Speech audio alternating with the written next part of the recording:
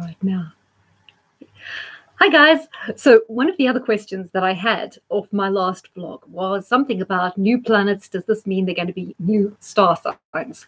I think the guy actually phrased it as saying rogue asteroids. I don't know what he really means by rogue, but anyhow, you often get this in the mainstream media. They'll run a story on astrology, and it's a classic example of if you do know a lot about a subject and you read a news article about it, you realize how woeful the journalism and the reporting is. So when they're talking about, you know, there's going to be a new planet discovered, does that mean we have to have a 13th star sign? And it's total garbage. They just don't get astrology at all.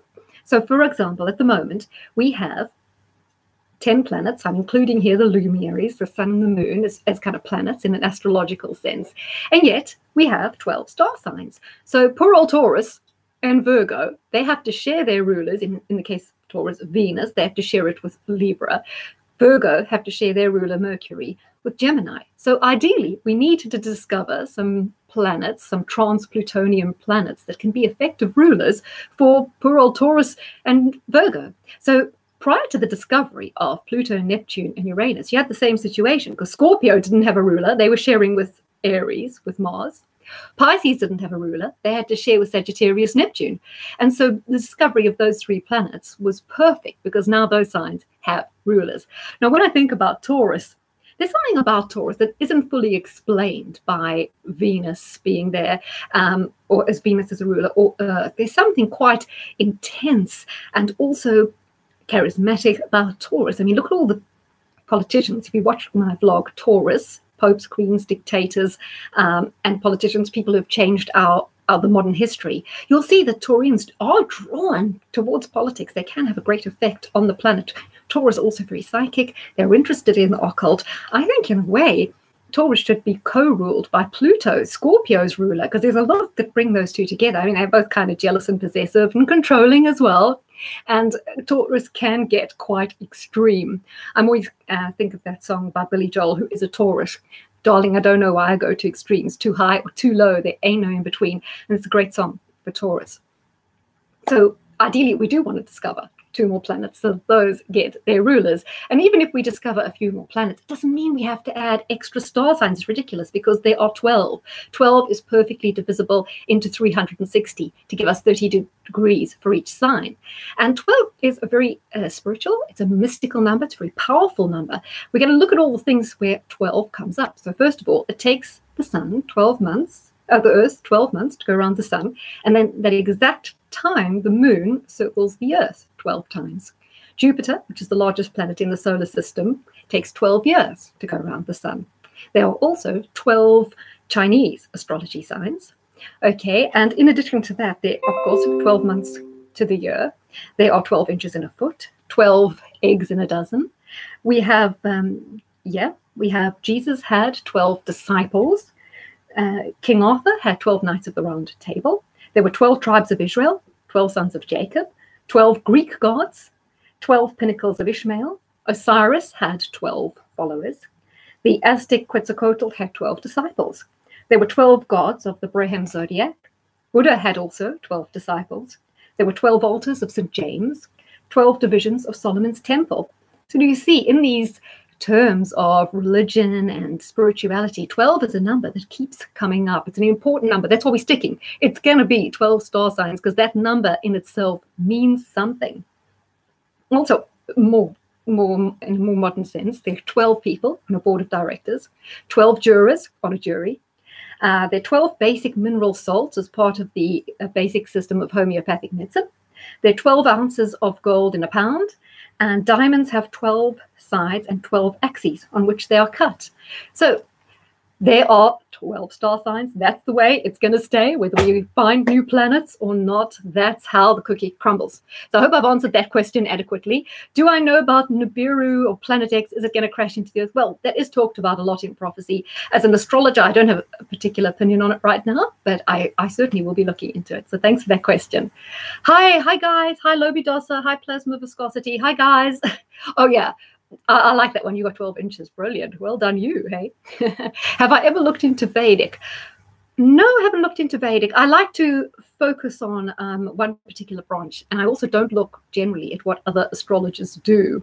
I've got my texts and my books that have contributed to my volume of knowledge over the time, and then I just like to focus on things that seem real for me. And I think sometimes, talking about new planets, there are a lot of asteroids, like we've got Sappho, Icke, Vesta, Eros, Ceres, Chiron, or Chiron, as I call it. So you do have these other asteroids which feed into the meaning, and you've also got trans-Neptunian planets which some astrologers use, but I think it's definitely a case of too many cookies, spoiled broth.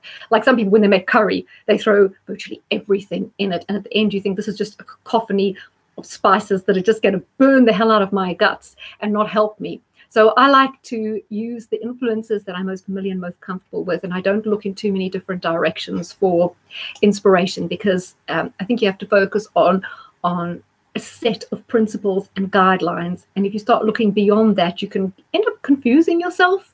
So that's where I've gone about it. Do I think David Icke's take on reptilians is acceptable?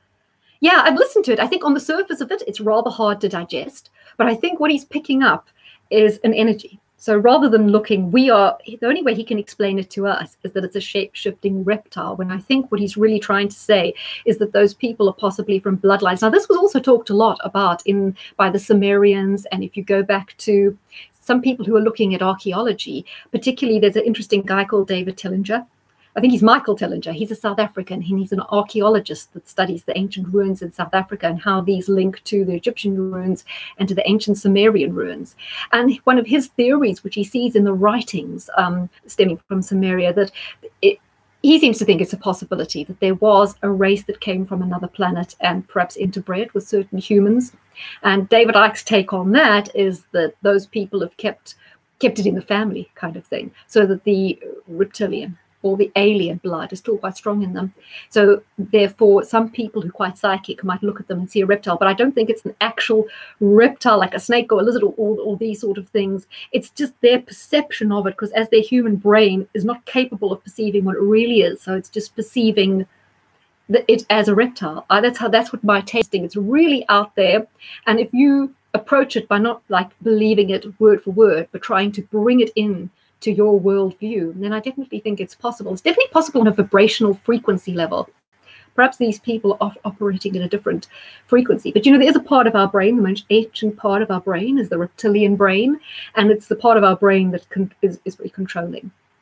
And all these kind of shape-shifting reptilian politicians, if we're to believe that's what's happening, I mean, they are very authoritative and controlling. Yeah, so I like David's stuff. I watch it. Sometimes, you can take him in small doses. Otherwise, it gets a little bit much. But I think there's something interesting in it. But as I say, you definitely have to filter it, not just swallow it whole. Good answer. Okay, brilliant. Thanks for the interaction. This was great fun. I like to be put on the spot with some questions, especially on how often do you get to talk about David Icke, huh? Not usually. When you're down the queue at Sainsbury's, it's not really a topic that tends to come up. You just tend to stick to the weather. So it's great to be able to talk about that. Okay, I'm going to end this now because important stuff has to happen, like watching the rally, seeing what happens in the midterms tomorrow. Is Brexit going to happen? Yeah, I was hearing Nigel Farage talk on Sky News about Brexit today, and he seems to think there is a deal in the pipeline. It's going to basically be Brexit in name only. That's what he thinks. I said all along in my predictions that I thought that come the end of the year, something quite dramatic would happen. Now, okay, Pluto is still in play, and I think it's still highly possible we're going to get another leader. I don't think it would be another election at Christmas. I couldn't totally rule that out. I don't think it will be, but I do think that Theresa is going to go. I still don't think they're going to get it through Parliament. I don't. I think it's going to be no deal or some fudge, but I don't think it's just going to be the Chequers deal. She's going to put it through. Everything's going to be fine. We're going to sit with Brexit in name only. I think we will end up with something slightly more substantial. If you watched what Nigel said on Sky News today, I didn't totally agree. He was really pessimistic, and he seemed to think that, there is a deal done, and it's not the deal anyone voted for or anyone wanted, but everyone, once the whips get involved, would go for that deal, because the Labour politicians in Brexit seats would kind of be able to hold their nose and vote for it, and still keep in for their constituents. And the Tory MPs that don't like it will have to stick with it because they're terribly scared of the Jeremy Corbyn threat, which I think's waned. Pluto was strong in Corbyn's chart when he ran the election. That's definitely waned. He's going off the boil now. I don't think he could win an election, no way. And but I still think keep watching very closely and watch out for significant events this month. I don't think it's too clear-cut. I think there's a false sense of optimism with Theresa May and her group to think they're going to push this thing through.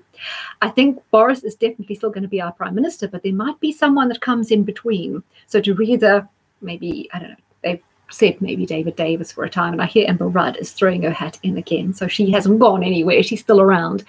And then I think we'll go on to Boris. But I still think it will be a substantial, or a proper Brexit, because we're still going to be in the EU army thing, but it'll be better than Chequers. What's the future of Putin? All I know about Putin at the moment is he's a Libra. I'm not quite sure about his immediate future. I think it's definitely, we have to look at the Russian chart and see, because he's not going to be there forever. I've said to some people who know a lot of Russian affairs, what happens when he's gone to this whole wave of nationalism that he started in Russia and everything he's doing there? Because he's like staving off the globalists. I mean, he's taking an anti-Soros, feel, and he's done, I think, the right thing in Syria. So what happens? Who comes after him and picks up the mantle? Because you don't get a strong leader like that again. Even I'm thinking 6 years, when Trump's gone, what's going to happen then? Because these strong leaders don't come all the time. So it's a good question, and I think we better look at the Russian chart and see what's going to happen further down the line. Yeah, thanks, Plasma's Viscosity. It's very kind of you. Like I said on my other video, this is mega. Make astrology great again. I definitely want to present astrology in a way that's not like fluffy, and I don't do a lot of the spiritual stuff where it's about feeling positive and energies. I don't really get into that a lot. I rather like to see how astrology works on a practical level that affects us all. That's just the earth sign in me. It's got to all be down to earth, huh? Right, please do not leave it too long. Yeah, no, I did. I left it ages ago, but things take over in summer.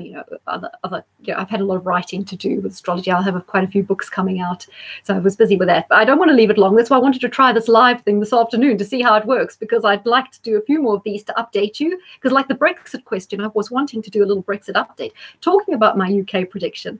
I said that Prince Charles will start taking over, and about May, the Queen said, okay, she's totally going off the Commonwealth. He's taking over Commonwealth affairs and everything to do with the Commonwealth.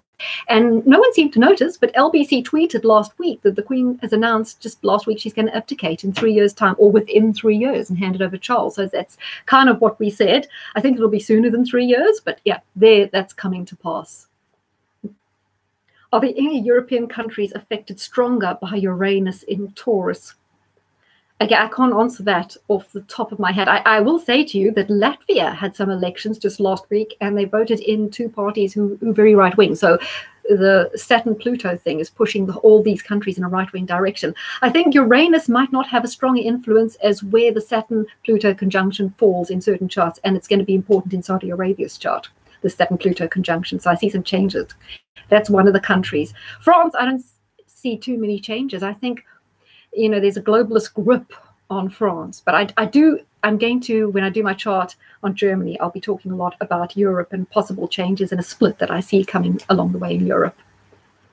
Will Scotland break away and become a...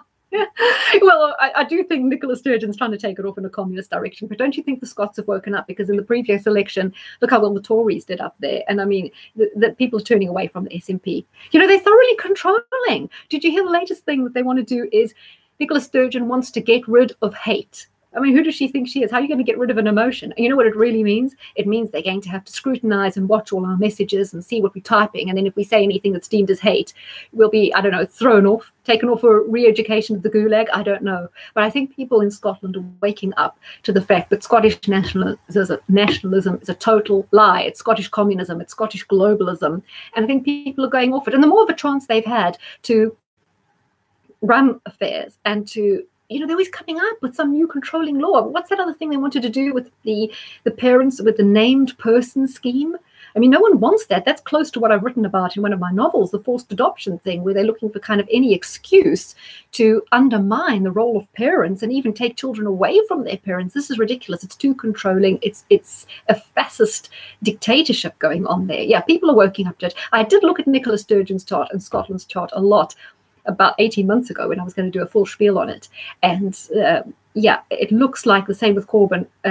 Nicola, she's had her way and it's coming to an end now. It's going to crash. What's really interesting, though, is I do think we're ripe for a new political party in the UK. And I think Farage might think that he's got a chance of running that party. But I think that the time that he spent away, it's kind of getting away from him. There move new people on the scene with new ideas, and we definitely need a brand new party.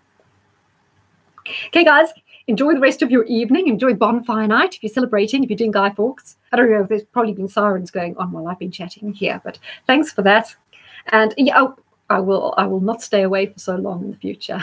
By the way, guys, if you want a really good read, unfortunately, I haven't got a picture of it there. I've got my other books, Sealed Fate and Not Guilty, Not Innocent, pictured there. But my book, Next of Sin, is currently on special on Amazon in the UK and Amazon in the US. It's 99p. I'd be thrilled if you'd buy it. I promise you it's a good read. And I'm not going to tell you rubbish. You can read the reviews there. It's a quality thriller. If you like Sidney Sheldon, then you'll definitely like it. But it's modern. It's great. So if you want to, looking for something to read on your Kindle, you can get it in paperback, but obviously that's not discounted. Give it a go. Sorry, I can't read your messages now because I'm getting an alert from somebody else about something. Thanks, Lisa. Thanks, guys. Yeah, I've got a message. I'm another British supporter of Trump. Yeah, well, it's the movement, isn't it? It's the movement. It's the movement against globalism. It's what we want. I heard Obama saying something about, hope. And it's all these mealy-mouthed, meaningless concepts. I mean, what means jobs, jobs, jobs, win, win, win. Everyone wants to be a winner. Everyone wants to live in a country. You stop throwing these other things at us. Okay, guys, thank you so much. This has been great fun. Ciao.